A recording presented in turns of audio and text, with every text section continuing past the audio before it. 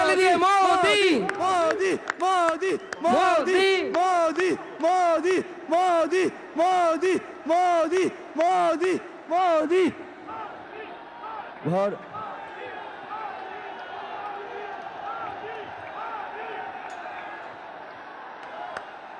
भारत माता की भारत माता की जय श्री राम जय श्री राम भारत माता की भारत माता की দুই হাত তুলে জয় শ্রীরাম জয় জয় শ্রীরাম जय श्री राम জয় শ্রীরাম जय श्री राम মাননীয় প্রধানমন্ত্রী আমাদের মাঝে পৌঁছে গেছেন। মাননীয় প্রধানমন্ত্রীকে জোরে হাততালি দিয়ে একবার স্বাগত জানাবেন। সবাই মিলে বাংলা দেখাক, বাংলা পথ দেখাবে। নরেন্দ্র মোদীজিকে স্বাগত জানাবেন হাততালি দিয়ে। বাংলা মোদীকে চাই, জোরে হাততালি দেবেন। এইবার আমি আমাদের সম্মানীয় রাজ্য সভাপতি শ্রী দিলীপ ঘোষ মহাশয়কে অনুরোধ করব উত্তরীয় দিয়ে আমাদের যশস্বী প্রধানমন্ত্রী শ্রী নরেন্দ্র মোদীজিকে স্বাগত জানানোর জন্য। আমি এরপরে অনুরোধ করব আমাদের মাঝে উপস্থিত আছেন বাংলার সত্যিকারের গর্ব মহাগুরু শ্রী মিঠুন চক্রবর্তীকে অনুরোধ করব উত্তরীয় দিয়ে মাননীয় প্রধানমন্ত্রীকে স্বাগত জানানোর জন্য। জোরে হাততালি দেবেন।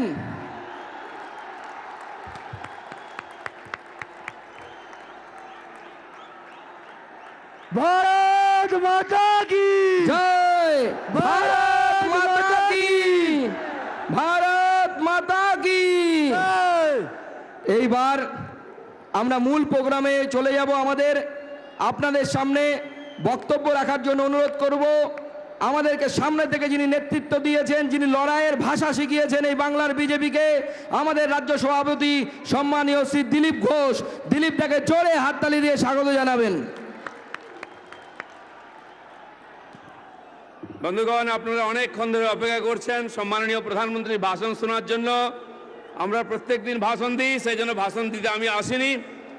আমাদের প্রতি তার যে প্রেম আর ভালোবাসা, মাননীয় প্রধানমন্ত্রী, বিশ্বের সবচেয়ে বড় গণতন্ত্রের প্রধানমন্ত্রী, তাই যখন আমরা তাকে ডাকি তিনি এসে উপস্থিত হয়ে আমাদের আর নেতৃত্ব দেন, আমাদের উৎসাহ বাড়ান। আর একবার এই ব্রিগেডের ঐতিহাসিক র্যালিতে উপস্থিত হয়েছেন। পশ্চিমবাংলার সমস্ত মানুষের তরফ থেকে আমি তাকে স্বাগত জানাচ্ছি, অভিনন্দন জানাচ্ছি, ধন্যবাদ জানাচ্ছি। আমি একটা কথা বলবো, 2 বছর আগে আমরা এখানে উপস্থিত হয়েছিলাম। মাননীয় প্রধানমন্ত্রীর সামনে আমরা শপথ নিয়েছিলাম যে লোকসভাতে 50% আসন জিতিয়ে দেব, 19-এ হাফ আর 21-এ সাফ। আমাদের এই লড়াকু কর্মীরা আপনাদের পরিশ্রমে বাংলার মানুষ আমাদের আশীর্বাদ করে প্রায় অর্ধেক আসন দিয়েছেন। তাই আরেকবার আমি মনে করে দিতে চাইছি, 136 জন কর্মীর প্রাণের বিনিময়ে, হাজার হাজার কর্মী নিজের বাড়ি ছাড়া, ঘর ছাড়া, আত্মীয় স্বজন ছাড়া মিথ্যা কেসে জেলে আছেন, তাদের পরিশ্রমের জন্য। আর আজকেও হাজার হাজার কর্মী বাধার জন্য পৌঁছতে পারেননি, গাড়ি ভেঙে দেওয়া হয়েছে, মারপিট করা হয়েছে। তাদের ইচ্ছা শক্তির জন্য আমি একবার অনুরোধ করব, আগামী এই নির্বাচনে 200 সিট নিয়ে বিজেপি সরকার গড়ার জন্য আপনারা প্রস্তুত আছেন তো? প্রধানমন্ত্রীর সামনে শপথ নেবেন তো?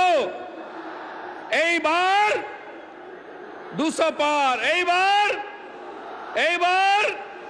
এইবার বাংলায় বিজেপি সরকার এবং সোনার বাংলা সফল, আমাদের স্বপ্ন সফল হবে, এই আশা রেখে আমার বক্তব্য শেষ করে সবাইকে ধন্যবাদ জানাচ্ছি। ভারত মাতা কি জয়। অসংখ্য ধন্যবাদ দিলীপদাকে। সংক্ষিপ্ত বক্তব্য রাখলেন দিলীপদা আজকে আমাদের মাঝে। এইবার আমরা সেই ঐতিহাসিক মুহূর্তের সাক্ষী হতে চলেছি। মাননীয় প্রধানমন্ত্রী শ্রী নরেন্দ্র মোদী এই ব্রিগেডের জনসভাকে সম্বোধন করবেন। সকলে জোরে হাততালি দিয়ে ওনাকে স্বাগত জানাবেন। ভারত মাতা কি, ভারত মাতা কি, ভারত মাতা কি।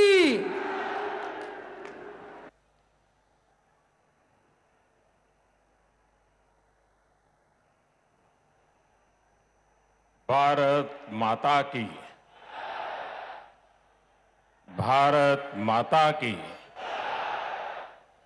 वंदे वंदे वंदे वंदे वंदे वंदे वंदे वंदे वंदे वंदे वंदे भारत माता की।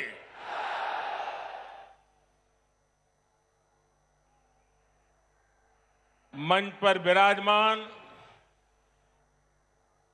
भारतीय जनता पार्टी के सभी वरिष्ठ नेतागण,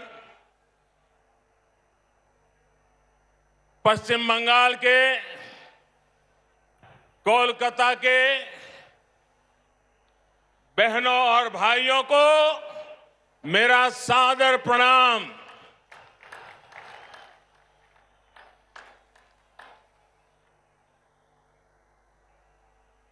राजनीतिक जीवन में सैकड़ों रैलियों को संबोधन करने का सौभाग्य मिला, लेकिन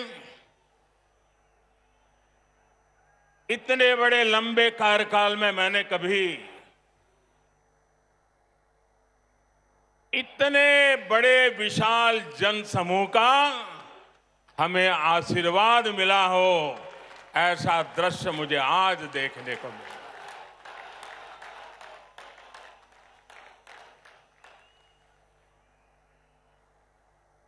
जब मैं हेलीकॉप्टर से देख रहा था, मैदान में तो जगह नजर नहीं आ रही है, लेकिन मैं देख रहा था सारे रास्ते इतने भरे पड़े हैं, लोग भागते हुए इधर की तरफ चल रहे हैं। मैं नहीं मानता हूं कि वो पहुंच पाएंगे। मैं फिर एक बार इतनी बड़ी तादाद में आप आशीर्वाद देने के लिए आए, मैं भारतीय जनता पार्टी के सभी कार्यकर्ताओं की तरफ से आपको सादर फिर से एक बार प्रणाम करता हूं। बंगाल की इस धरती ने हमारे संस्कारों को ऊर्जा दी है। बंगाल की इस धरती ने भारत की आजादी के आंदोलन में नए प्राण फूंके हैं। बंगाल की इस धरती ने ज्ञान विज्ञान में भारत का गौरव बढ़ाया है। बंगाल से निकले महान व्यक्तित्वों ने एक भारत श्रेष्ठ भारत की भावना को सशक्त किया है। बंगाल की इस धरती ने एक विधान, एक निशान, एक प्रधान के लिए बलिदान देने वाले महान सपूत हमें दिया। ऐसी पावन मिट्टी को मैं अनेक अनेक बार नमन करता हूं। साथियों, ये मेरा सौभाग्य है कि आज इस ऐतिहासिक ब्रिगेड ग्राउंड पर मुझे फिर एक बार आपके आशीर्वाद प्राप्त करने का अवसर मिला है। ब्रिगेड ग्राउंड के आसपास एक तरफ स्वामी विवेकानंद जी का जन्म स्थान है, दूसरी तरफ नेताजी सुभाष बाबू का निवास स्थान है, एक तरफ महर्षि श्री अरविंदो का जन्म स्थान है, तो दूसरी तरफ डॉक्टर श्यामा प्रसाद मुखर्जी का जन्म स्थान है। ये कोलकाता, बंगाल और पूरे भारत की बहुत बड़ी प्रेरणा स्थली है। बीते दशकों में ब्रिगेड ग्राउंड में अनेकों बार ये नारा गूंजा है, ब्रिगेड चलो। सुना है ना, ब्रिगेड चलो। इस ग्राउंड ने अनेक देशभक्तों को देखा है।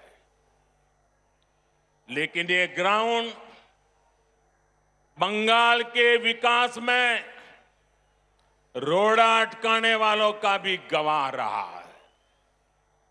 बंगाल की भूमि को 2400 घंटे हड़ताल और बंद में झोंक देने वालों की नीतियां और साजिशें भी इस ग्राउंड ने देखी है। इन लोगों ने बंगाल की इस महान भूमि का जो हाल किया वो पीढ़ी दर पीढ़ी बंगाल के लोगों ने सहा है, बर्दाश्त किया है। लेकिन ये बंगाल के लोगों की महानता है, ये बंगाल के लोगों की अदम्य इच्छा शक्ति है कि उन्होंने बंगाल में परिवर्तन की उम्मीदों को कभी छोड़ा नहीं।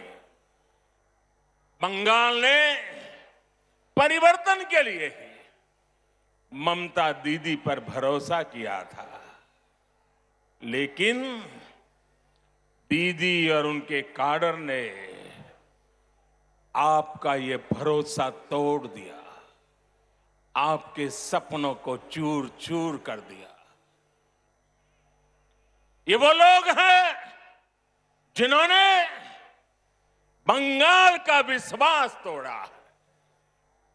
इन लोगों ने बंगाल को अपमानित किया, यहां की बहन बेटियों पर अत्याचार किया। लेकिन ये लोग बंगाल की उम्मीद, यहां के लोगों का हौसला कभी भी तोड़ नहीं पाए। आज जो ये जनसागर मौजूद है वो इस उम्मीद की, इस हौसले की जीती जागती तस्वीर है। बांग्ला चाय उन्नति, बांग्ला चाय शांति, बांग्ला चाय प्रगतिशील बांग्ला, बांग्ला चाय सोनार बांग्ला। मैं देख रहा हूं इस बार के विधानसभा चुनाव में एक तरफ टीएमसी है, लेफ्ट कांग्रेस है, उनका बंगाल विरोधी रवैया है, और ये चुनाव ऐसा है कि दूसरी तरफ खुद बंगाल की जनता कमर कस करके खड़ी हो गई है।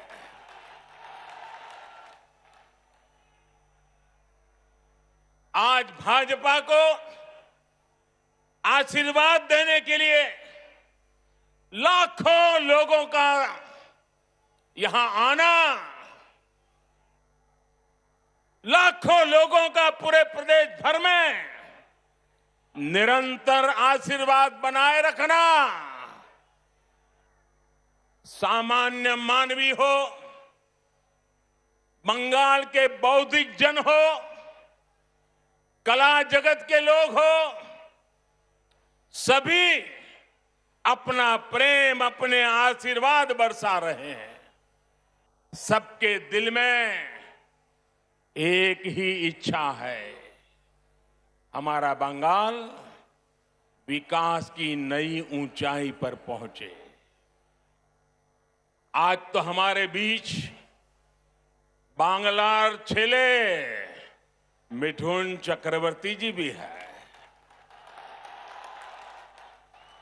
उनकी जीवन गाथा संघर्ष और सफलता के अद्भुत उदाहरणों से भरी हुई है। अपनी सफलता का पुण्य वो लोकनाथ बाबा के आशीर्वाद से सामान्य जनों तक पहुंचा रहे हैं। साथियों, आज ब्रिगेड ग्राउंड में आप लोगों की हुंकार, ये हुंकार सुनने के बाद अब किसी को कोई संदेह नहीं रह जाएगा। शायद कुछ लोगों को तो लगता होगा आज 2 मई आ गई है।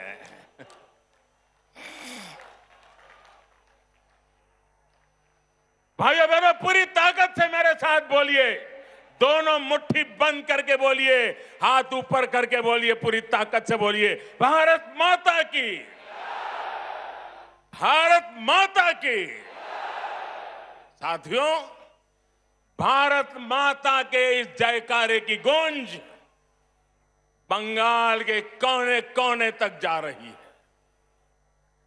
भारत माता के आशीर्वाद से सोनार बांग्ला का संकल्प जरूर सिद्ध होके रहेगा। यहां आया एक एक व्यक्ति, हमारी माताएं, हमारी बहनें, हमारी बेटियां, बंगाल का युवा आज बंगाल में आशोल परिवर्तन के लिए आया है। आशोल परिवर्तन। मैं इस ब्रिगेड ग्राउंड से आपको इस आशोल परिवर्तन का विश्वास दिलाने आया हूं। विश्वास बंगाल के विकास का, विश्वास बंगाल में स्थितियों को बदलने का, विश्वास बंगाल में निवेश बढ़ाने का, उद्योग बढ़ाने का, विश्वास बंगाल के पुनर्निर्माण का, विश्वास बंगाल की संस्कृति और यहां की परंपराओं की रक्षा का। मैं विश्वास दिलाने आया हूं कि आपके लिए, यहां के नौजवानों के लिए, यहां के किसानों के लिए, उद्यमियों के लिए, यहां की बहनों बेटियों के विकास के लिए हम 24 घंटे दिन रात मेहनत से काम करेंगे। हम मेहनत करने में कोई कमी नहीं रखेंगे। हम पल पल आपके लिए जिएंगे। हम पल पल आपके सपनों के लिए जिएंगे। ये विश्वास दिलाने में आया हूं। हम आपकी सेवा करेंगे, आपका आशीर्वाद लेंगे। आपका दिल सिर्फ चुनाव में नहीं, हर पल आपका दिल जीतते रहेंगे। अपने काम के द्वारा, सेवा के द्वारा, समर्पण के द्वारा, परिश्रम के द्वारा। यहां जो भाजपा की सरकार बनेगी, उसकी नीति, उसके निर्णयों में बंगाल के लोगों का हित ये सुप्रीम होगा। बंगाल के लोगों का हित ये सर्वोपरि होगा।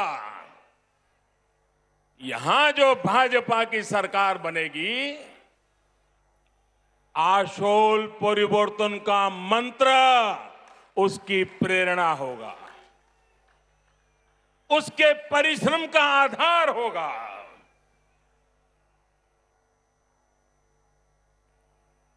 आशोल परिवर्तन का मतलब, आशोल परिवर्तन का मतलब ऐसा बंगाल जहां युवाओं को शिक्षा और रोजगार के पर्याप्त अवसर मिले। आशोल परिवर्तन मतलब ऐसा बंगाल जहां लोगों को पलायन करने पर मजबूर न होना पड़े। आशोल परिवर्तन मतलब ऐसा बंगाल जहां व्यापार और कारोबार फले फूले, जहां ज्यादा से ज्यादा निवेश आए। आशोल परिवर्तन मतलब ऐसा बंगाल जहां 21वीं सदी का आधुनिक इंफ्रास्ट्रक्चर हो। आशोल परिवर्तन मतलब ऐसा बंगाल जहां गरीब से गरीब को भी आगे बढ़ने का पूरा अवसर मिले। आशोल परिवर्तन मतलब ऐसा बंगाल जहां हर क्षेत्र, हर वर्ग की विकास में बराबर की भागीदारी होगी। उत्तर बंगाल हो या दक्षिण बंगाल हो, पश्चिमांचल हो या जंगल महल, आदिवासी हो या दलित, पिछड़े हो, वंचित हो, शोषित हो या हमारे शरणार्थी भाई बहन, सभी पर एक बराबर ध्यान दिया जाएगा। जहां सबका साथ, सबका विकास, सबका विश्वास शासन का मंत्र होगा। जहां उन्नयन सबका होगा, तुष्टीकरण किसी का नहीं। जहां घुसपैठ को रोका जाएगा, घुसपैठियों को रोका जाएगा। साथियों, गुलामी का इतना बड़ा कालखंड भी बंगाल की क्षमता, बंगाल के सामर्थ्य को कम नहीं कर सका था। आजादी के इन 75 वर्षों में बंगाल ने जो खोया है, बंगाल से जो छीना गया है, वो मुझसे ज्यादा आप लोग ज्यादा अच्छी तरह जानते हैं। आज हम इस संकल्प के साथ भी आपके सामने आए हैं कि जो भी बंगाल से छीना गया है, भाइयों बहनों मेरे शब्द लिख रखिए, जो भी बंगाल से छीना गया है उसे वापस लौटाएंगे।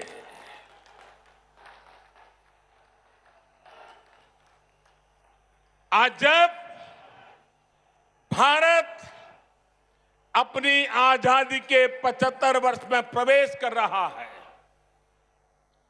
तो बंगाल एक नई ऊर्जा, एक नए संकल्प के साथ आगे बढ़ेगा।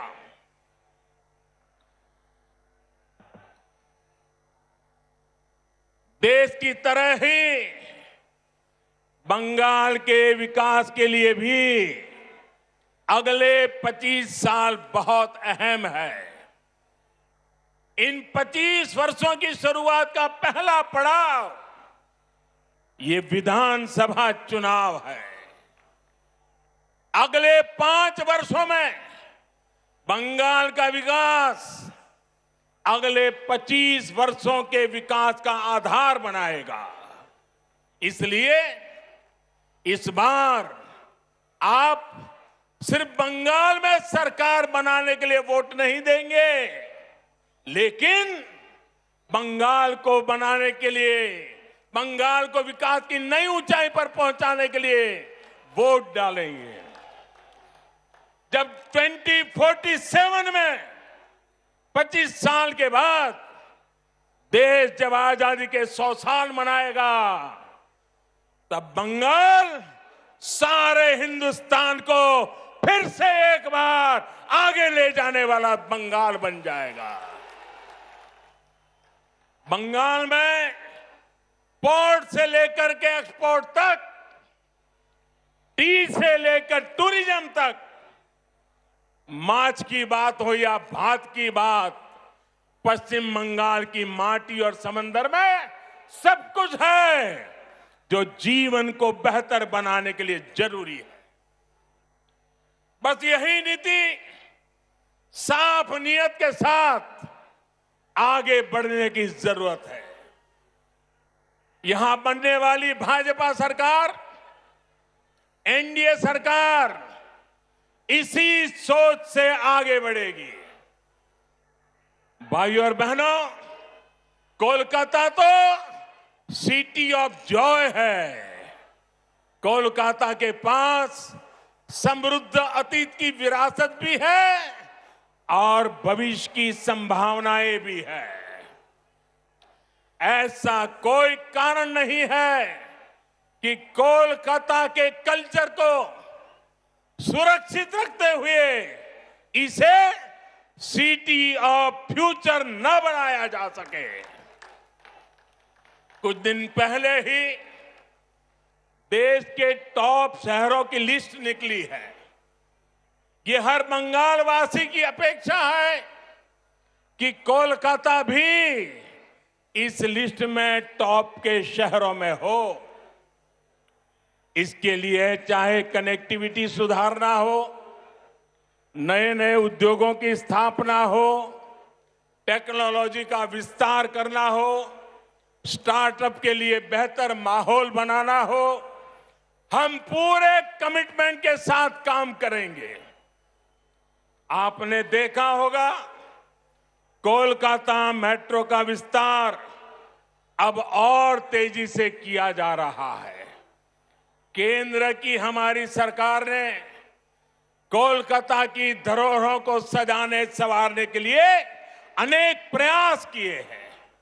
जब कोलकाता में विकास का डबल इंजन लग जाएगा तो वो रोड़े, वो अड़चने भी खत्म हो जाएगी जो भी कदम कदम पर हमें अनुभव होती है।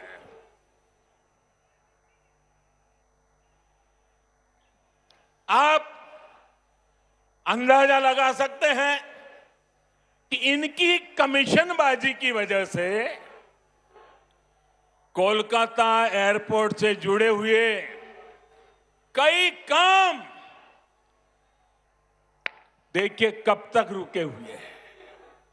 ऐसे रुके हुए हर काम को भाजपा सरकार में तेज गति दी जाएगी।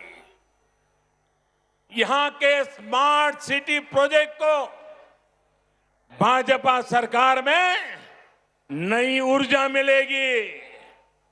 शहर में नए फ्लाईओवर बनाए जाएंगे। अधूरे फ्लाईओवर्स को समय सीमा में पूरा किया जाएगा।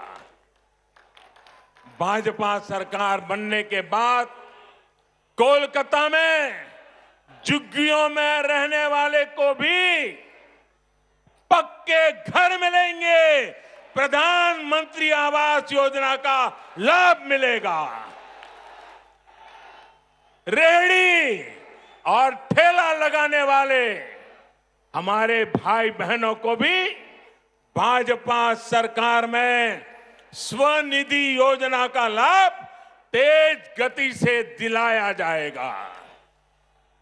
साथियों, कोलकाता के साथ ही बंगाल के दूसरे शहरों में भी आत्मनिर्भर भारत को ऊर्जा देने की भरपूर क्षमता है।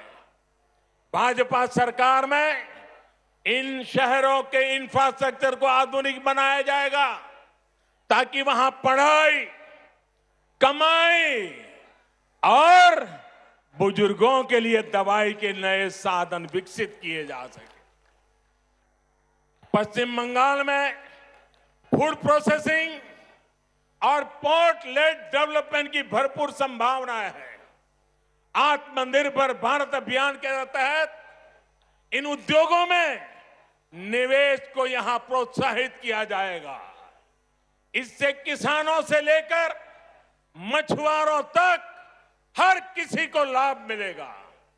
बहनों और भाइयों, पश्चिम बंगाल में आशोल परिवर्तन के लिए गांव और शहरों के स्थानीय शासन यानी ग्राम पंचायत, नगर निगम और नगर पालिकाओं के शासन में पूरी पारदर्शिता भी उतनी ही जरूरी है।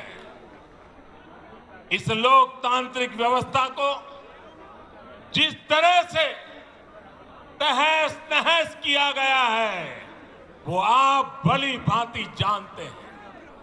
इस व्यवस्था को बंगाल में भाजपा फिर से मजबूत करेगी।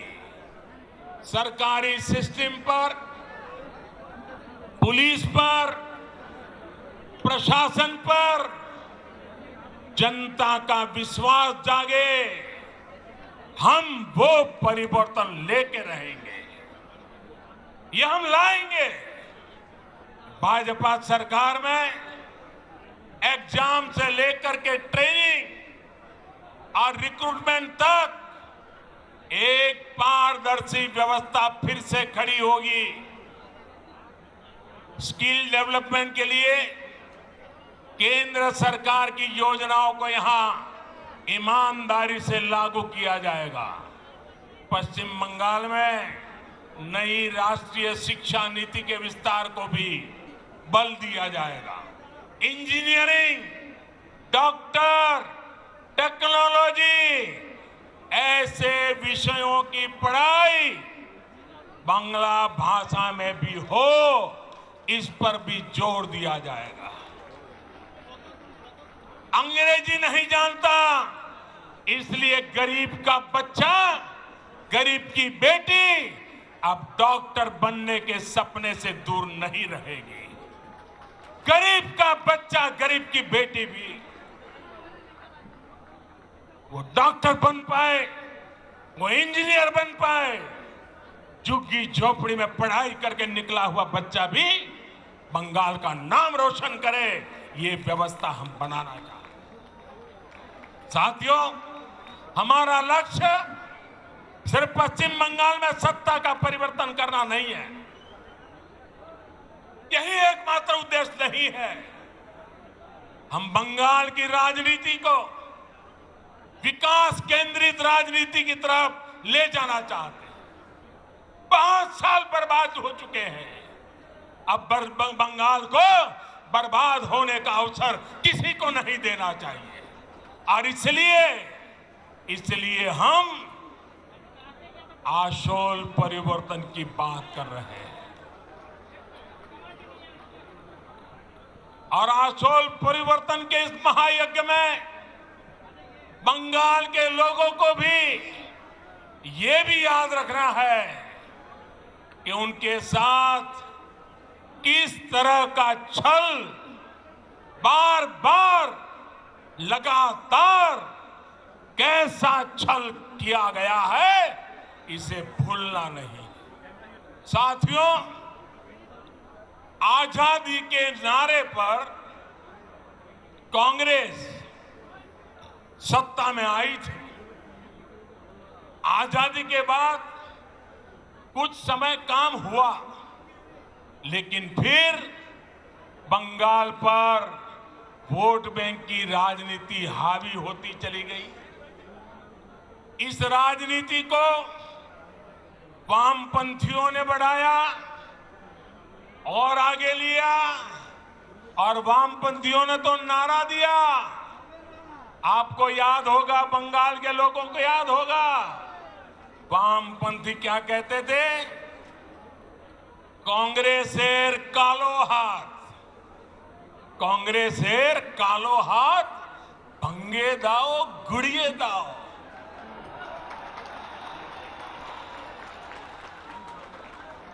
ऐसे ही नारों के दम पर वामपंथी सत्ता में आए, लगभग 3 दशक तक सत्ता संभाली। मैं जरा पूछना चाहता हूं, आज उस काले हाथ का क्या हुआ रे? ये काला हाथ कैसे गोरा हो गया रे? जिस हाथ को वामपंथी तब काला समझते थे, वो आज सफेद कैसे हो गया? जिस हाथ को तोड़ने की बात करते थे, आज उसी का आशीर्वाद लेकर वो चल रहे हैं। साथियों, वामपंथियों के विरुद्ध ममता दीदी ने परिवर्तन का नारा दिया था। पश्चिम बंगाल से मां, माटी, मानुष के लिए काम करने का वादा किया था। आप मुझे बताइए, पिछले 10 साल से यहां की टीएमसी सरकार ने क्या सामान्य बंगाली परिवार के जीवन में वो परिवर्तन आया जिसकी बंगाल की जनता आशा करती थी? आया वो परिवर्तन? वो वादा पूरा किया? जो आपको कहा गया था वो किया गया?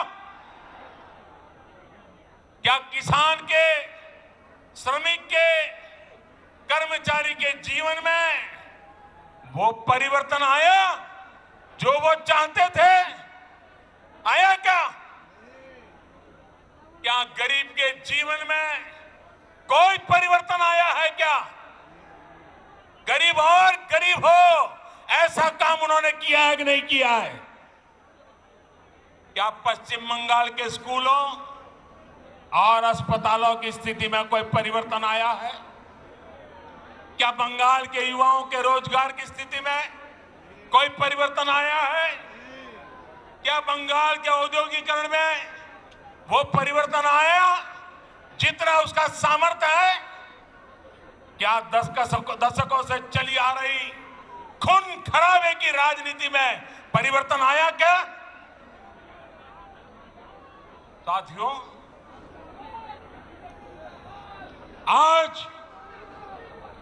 आज बंगाल में मां, माटी, मानुष की क्या स्थिति है ये आप भली भांति जानते हैं। मां पर गली गली में हमले होते हैं, घर में घुसकर मां पे हमले होते हैं। अभी हाल में जो 80 साल की बूढ़ी मां के साथ हुआ है, जो निर्ममता दिखाई गई है, उसने इन लोगों का क्रूर चेहरा पूरे भारत को दिखा दिया है। बीते 10 साल में बंगाल की शायद ही कोई मां है, शायद ही कोई बेटी है जो किसी न किसी अत्याचार के कारण रोई नहीं है, कोई सवाल न उठा सके। इसलिए ये आंकड़े भी छिपा करके बैठ गए हैं। साथियों, माटी की तो बात करने वालों ने बंगाल का कण कण, बंगाल का तिनका बिचौलियों, कालाबाजारी करने वालों और सिंडिकेट के हवाले कर दिया। आज बंगाल का मानुष परेशान है। वो अपनी आंखों के सामने अपनों का खून बहता देखता है। वो अपनों को अपनी आंखों के सामने लूटते हुए देखता है। वो अपनों को इलाज के अभाव में दम तोड़ते देखता है। वो अवसरों के अभाव में अपनों को पलायन करते देख रहा है। और पूरा बंगाल अब एक स्वर में कह रहा है, एक स्वर में कह रहा है, आर नॉय, आर नॉय नॉय, आर नॉय नॉय। ये टीएमसी सरकार के कम होते दिनों की उद्घोष है। ये उद्घोष पूरे देश को सुनाना जरूरी है। भाई और बहनों, आप मेरे साथ बोलेंगे, मेरे साथ बोलेंगे। मैं जो कहूंगा वो बोलेंगे, सबके सब लोग बोलेंगे, पूरा हिंदुस्तान सुने इस प्रकार से बोलेंगे, पक्का बोलेंगे।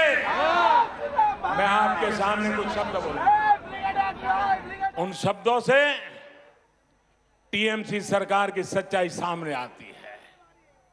मैं जो शब्द बोलूंगा उसके बाद आपको 2 बार बोलना है, पूरी ताकत से बोलना है। आपको बोलना होगा आर्नोय आर्नोय। मैं जब बोलूंगा उसके बाद बोलना है, और इसके अंदर आपका गुस्सा, आपका आक्रोश, आपके दिल की आवाज निकलनी चाहिए, जो हिंदुस्तान के कोने कोने में पहुंचनी चाहिए। बोलेंगे? पक्का बोलेंगे? आपको आर्नोय आर्नोय बोलना है, ठीक है? भ्रष्टाचार 2 बार बोलना है। भ्रष्टाचार, भ्रष्टाचार, तोलाबाजी, तोलाबाजी, कटमनी, कटमनी, सिंडिकेट, सिंडिकेट, बेरोजगारी, बेरोजगारी, हिंसा, हिंसा, आतंक, आतंक, तुष्टिकरण, तुष्टिकरण, अन्याय,